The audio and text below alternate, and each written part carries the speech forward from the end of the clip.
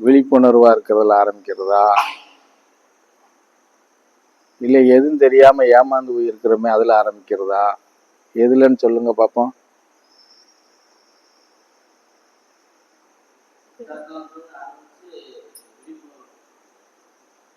எதுவும் தெரியாம ஏமாந்து இருக்கிறது முட்டாள்ல சேராது.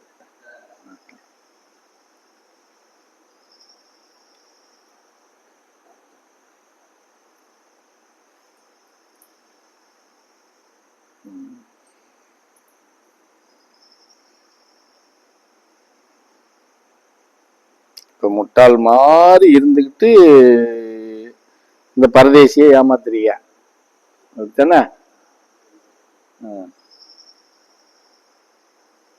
அப்படின்னா என்ன அர்த்தம்? இவனை மாத்திரம் இல்ல, சச்சிதானந்தர் சர்க்குரு முதல் கொண்டு நீங்க ஏமாத்துறீங்க. இவனை ஏமாத்துனா அங்க வரைக்கும் போகும், இவனோட நிக்காதுல்ல.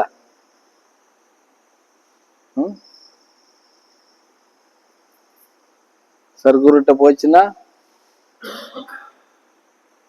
ஆதி அந்தம் கிட்டையும் போகும், எங்கேயும் நிக்காது, நேரம் போயிடும். பிறகு அப்ப எப்படி வச்சுக்கலாம்?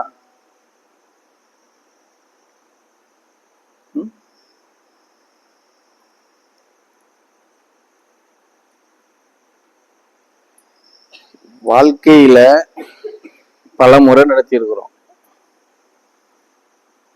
ஆண்களா இருந்தாலும் சரி, பெண்களா இருந்தாலும் சரி.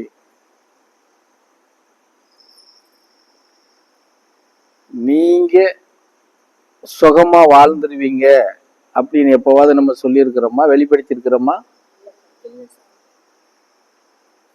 ஏன்னா உங்க முன்னோர்கள் செய்த கர்மா பாவங்கள், நம்ம முன்ஜென்மத்தில் உள்ள கர்மா பாவங்கள் இப்ப நடைமுறையில இருக்கக்கூடியது, நமக்கு தெரியாம எத்தனையோ பாவங்கள் இருக்கும். அப்போ இந்த நிலைப்பாட்டை நம்ம ஆன்மீகத்துல கலந்து பயணம் பண்ணும்போது, இறைவனை சார்ந்து பயணம் பண்ணும்போது, இந்த கர்மாக்கள் பாவங்களை நம்ம வாழ்க்கையில நம்மளே களையெடுத்து விட்டுட்டாதான் உங்களுடைய வாரிசுகள் சுகமா வாழ்வாங்க அப்படின்னு தான் நம்ம எப்பவுமே வெளிப்படுத்திருக்கோமே தவிர, நீ மண்டிட்டு மன்றாடினா நீ சுகமா வாழ்ந்துருவ அப்படின்னு எப்போவாது நம்ம சொல்லியிருக்கிறோமா யாருக்கிட்டையாவது? எப்பவுமே வெளிப்படுத்தினது இல்லை. காரணம் என்ன தெரியுமா? நீங்க ஏமாறுறது மாத்திரம் இல்லாம மற்றவங்களும் சேர்ந்து நீங்க ஏமாத்துறீங்க பாரு. அதனால நம்மளுடைய இந்த கர்மாக்களும் பாவங்களும் அவளை ஈஸியா சடனா டக்குன்னு களை எடுத்துட முடியுமா என்ன? அப்போ அதை களை எடுக்காம நமக்கு ஒரு நன்மை சேருமா? இப்ப நீங்க அந்த இடத்துலதான் எல்லாரும் இருக்கிறீங்க. களை எடுக்க வேண்டியதுக்கு என்ன வேலையோ அது எதுவுமே நீங்க செய்யாம மேலோட்டமா அது இருக்கட்டும் பாத்துக்கலாம் இங்கிறது மாதிரி போகும்போது நன்மை நமக்கு எப்படி சேரும்? இது முட்டாள்தனத்துல இருக்கிறது. புரியுதா? நாம புத்திசாலி மாதிரி காட்டிக்கிட்டு நாமளும் ஏமாந்து எதிரில் இருக்கிறவங்களும் ஏமாத்துறோம் இல்லையா? அது என்ன ஆகும்னா பாவ கணக்குல சேர்ந்துடும்.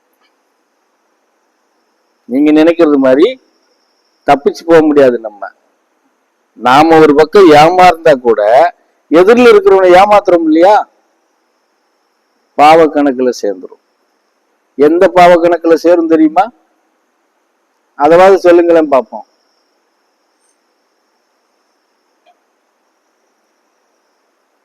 சொல்லுங்க டக்குன்னு, லேட் பண்ணாம. இல்ல, நீங்க யாரை ஏமாத்துறீங்க? உங்க எதிரில யார் இருக்கா? இந்த பரதேசி தான் இருக்கு. அப்ப நீங்க யாரை ஏமாத்து? இப்ப அவங்கள ஏமாத்துனா அது அவங்களுக்கு என்ன தெரிய போகுது? இப்ப நடத்துறது இல்ல, எல்லாம் எனக்கு தெரியும், நான் பாத்துக்கிட்டு தான் இருக்கிறேன், என்னால முடியும்னு யாரை ஏமாத்துற? அப்ப குரு பாவத்துல கணக்குல சேர்க்கப்படும். நீ எத்தனை பாவங்கள் பண்ணாலும் என்ன கர்மாக்கள் பண்ணாலும் என்ன போல ஒரு முட்டாள் வந்து உங்களுக்கு சேர்ந்துருவான், அதை வழிகாட்டுறதுக்கோ முறியடிக்கிறதுக்கோ. ஆனா குரு பாவத்தை உங்களால எவனாலையும் நிவர்த்தி கொடுக்க மாட்டான். அது எவங்கிட்ட நீ ஏமாத்தினியோ அவனால மாத்திரம்தான் உனக்கு விமர்சனம் கொடுக்க முடியுமே தவிர இன்னொருத்த வந்து குரு பாவத்தை வந்து களை எடுக்கவே மாட்டான். இந்த பரதேசியா இருந்தா கூட இன்னொரு குரு பாவத்துல நீங்க இருந்தீங்கன்னா அதை நான் தொட்டே பார்க்க மாட்டேன். என்ன தொட்டே பார்க்க மாட்டேன். அது எந்த குரு பகவான் யாரு அதுக்கான ஆளானவனோ அவன் தான் அதுக்கு வரணும். அப்ப இப்படி நம்ம இந்த கணக்குல சேர்ந்தா என்ன ஆகும்? எந்த வாரிசு நல்லா இருக்குன்னு நினைக்கிறோமோ அவங்களும் சேர்ந்து தொடரும்ல குரு பாவம்ங்கிறது. அப்ப இதெல்லாம் எப்படி நீங்க தெரிஞ்சு செயல்படுறீங்களா இல்ல தெரியாம செயல்படுறீங்களா? தன்னைத்தானே ஏமாத்திக்கிட்டு போறீங்களா இல்ல ஏமாந்தது மாதிரி ஒரு ஆக்ட் பண்றீங்களா? இது இப்ப இந்த பரதேசிக்குள்ள இருக்கிற கேள்வி. இந்த கேள்வி கிட்ட உங்கள்கிட்ட பதில் கேட்டா நீங்க சொல்லுவீங்களா? 7 வருஷம் ஆனாலும் இதுக்கு பதிலே சொல்ல மாட்டீங்க, வாயை மூடிக்கிட்டு தான் உட்காந்து இருப்பீங்க.